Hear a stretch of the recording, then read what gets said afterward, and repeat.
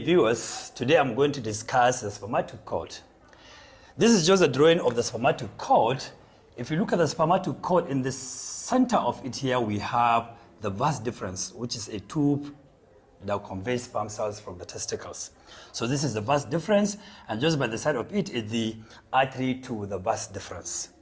And then again within the central cycle here, we have the testicular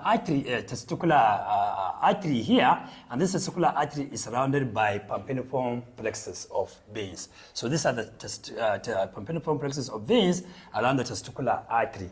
So this is just the internal spermatic fascia including the vas deferens, artery to the vas, and then the testicular artery together with pampiniform plexus of vein.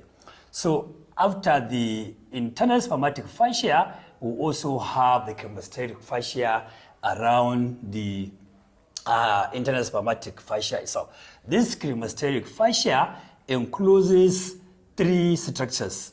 We have the cremasteric vein, and then we have the artery to the cremasteric muscle, because the cremasteric muscle is around, or it is between the cremasteric fascia and the internal spermatic fascia. So similarly, we have the genital branch of the genitofemoral nerve, which is also around this, in between this internal spermatic fascia and the cremasteric fascia.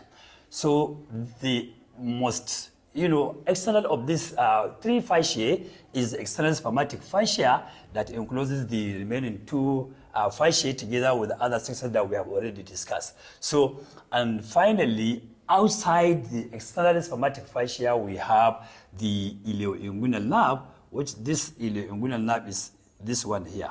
So ilioinguinal nerve is actually not part of the content of the spermatic cord. So by going for the rule of three, the spermatic cord, we can say that it has three fasciae.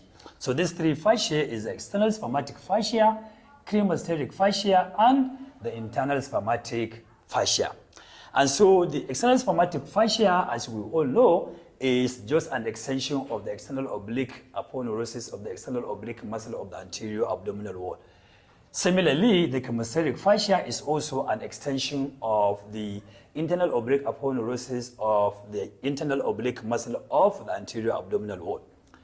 Again, the internal spermatic fascia, which is the innermost fascia including the spermatic cord, is also an extension of the transversalis fascia, which is a fascia within the intra-abdominal cavity around the transversus abdominis muscle.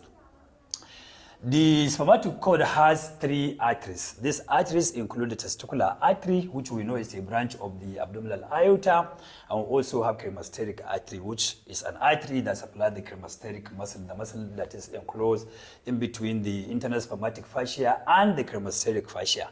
And finally, we have also the artery to the vas, which supplies arterial blood to the vas deferens.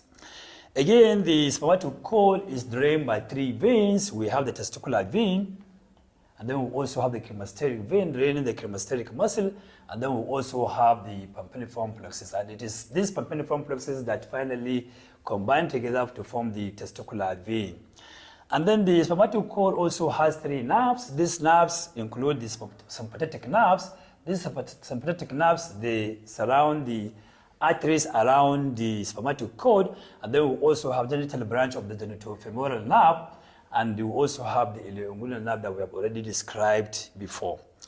The spermatic cord has three other structures, which include the vas deferens, which is the major content of the spermatic cord, and then we also have lymphatics that drain all the structures within and out of the spermatic cord.